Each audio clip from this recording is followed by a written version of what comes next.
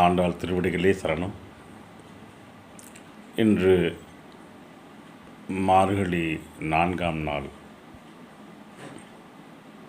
இன்றைய திருப்பாவை சிந்தனையாக ஆழிமழை கண்ணா ஒன்று நீ கை கரவேல் ஆழியுள் புக்கு முகர்ந்து கூடார் தேரி ஊழி முதல்வன் உருவம் போல் மெய் கருத்து பாளியம் தோளுடைய பத்மநாபன் கையில் ஆழி போல் மில் நீ வலம்புரி போல் நின்றதிர்ந்து தாழாதே சார்கம் உதைத்த சரமழை போல் வாழ உலகினில் பெய்திடாய் நாகளும் மார்கழி நீராட மகிழ்ந்தேலோரியம் பாவாய். ஆழி மலை கண்ணா. இந்த ஆழி மழை கண்ணன் யார் என்பது இங்கே ஒரு தத்துவ விசாரத்திற்குரியதாக சிந்தனைக்குரியதாக அமைந்திருக்கிறது. அவர் கண்ணனை அழைக்கின்றாரா அல்லது ஆழி மலைக்கு அண்ணனை அழைக்கின்றாரா என்பது தெரியவில்லை. ஏனென்றால் மழைக்கு அதிபதி வருண பகவான். இங்கே கோடை காலத்திலே கடும் வறட்சி நிலவும் போதோ அல்லது மழை இல்லாத காலங்களிலோ வருண ஜபம் செய்வது வழக்கம். இந்த பாடலும் ஏறக்குறைய வருண ஜபம் போன்றதே. இதை பற்றியெல்லாம் பின் நான் சொல்கின்றேன். இங்கே ஆழி மலைக்கு அண்ணா, அந்த மலை என்கின்ற தெய்வத்திற்கு அண்ணன் வருணன். ஒன்று நீ கைகரவேல், ஒன்றை செய்வாயாக. என்ன செய்வாய்?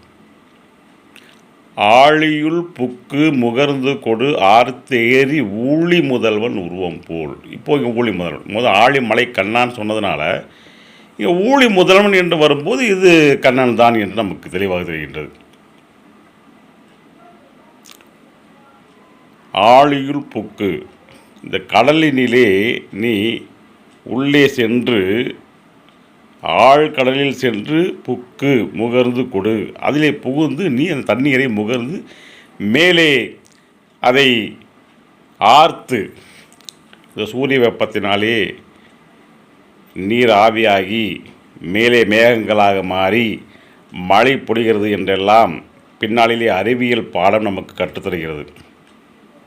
ஆண்டாள் வாழ்ந்த காலம் 1200 ஆண்டுகளுக்கு முன். இதையெல்லாம் அவள் எந்த பள்ளியில் படித்தாள் என்று யாருக்கு தெரியும்? அதுவும் ஆழியுள் புக்கு என்றால் அந்த ஏதோ கடற்கரையிலே முன்னால் இருக்கக்கூடிய அந்த ஓரங்களில் இருக்கக்கூடிய அந்த தண்ணீரெல்லாம் வேண்டாமா.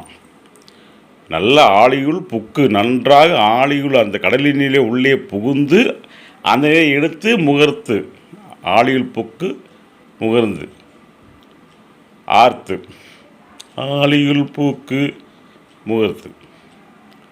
அதன் பிறகு ஊழி முதல்வன் உருவம் போல் மெய் கருத்து. அதன் பிறகு என்ன ஆக வேண்டும்? அந்த வெண்மேகங்கள் கருமேகங்களாக மாற வேண்டும்.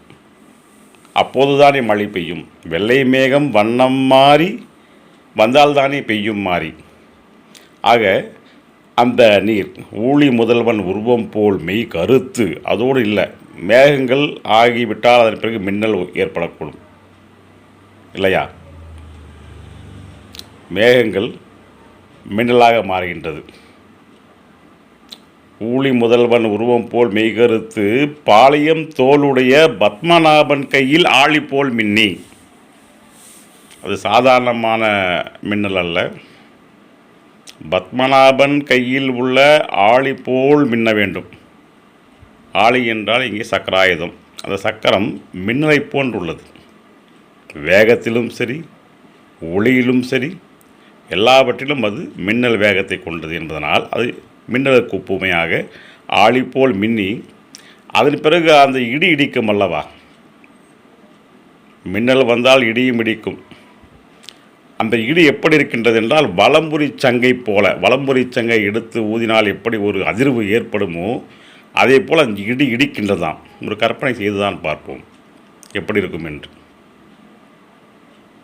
அந்த வலம்புரி சங்கு, கண்ணன் கையில் இருக்கக்கூடிய அந்த வலம்புரி சங்கு மகாபாரத போரிலே அதை எடுத்து ஊதும்போது எப்படியெல்லாம் அங்கே அதிர்வு ஏற்பட்டிருக்கும் என்று இப்போது நாம் நினைத்து பார்ப்போம். அந்த அதிர்ந்து வலம்புரி போல் இன்று அதிர்ந்து தாழாதே சாரங்கம் உதைத்த சரமழை போல்.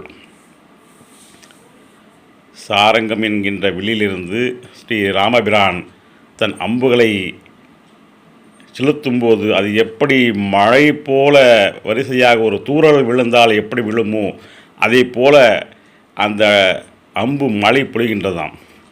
அந்த அம்பு மழை பொழிவதைப் போல இந்த மழை பொழிகிறதாம். தாழாதே சாரங்கம் புதைத்த சரமழை போல் வாழ. எதற்காக? நாம் வாழ்வதற்காக, இந்த உலகினில் நாம் நன்றாக வாழ வேண்டும் என்பதற்காக இந்த உலகினில் பெய்திடாய்.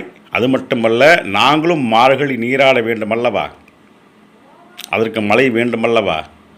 ஆக நாங்களும் மார்கழி நீராட மகிழ்ந்தேலோர் எம்பாவாய். மகிழ்ந்து மார்கழி நீராடி எங்கள் பாவை நோன்பை நாங்கள் சிறந்த முறையிலே அனுசரிக்க வேண்டும் என்பதற்காக நான் சொல்கின்றேன் என்று ஆழிமலை கண்ணனை பார்த்து சொல்கின்றால். இதை நாம் இரண்டு விதமாகவும் எடுத்துக்கொள்ளலாம். வர்ண பகவானை வேண்டிய இந்த பாடல், இப்போது கூட இந்த பாடலை அனுசந்திக்கும் போது மிகவும் வறட்சியான காலங்களில் இந்த பாடலை திருக்கோவில்களிலே அனுசரிப்பார்கள். அப்பொழுது மழை பெய்வதாக கூட உண்டு. அதை நானும் என்னுடைய அனுபவத்தில் கண்டிருக்கின்றேன் என்பதால் இதை நான் உறுதியாக சொல்கின்றேன்.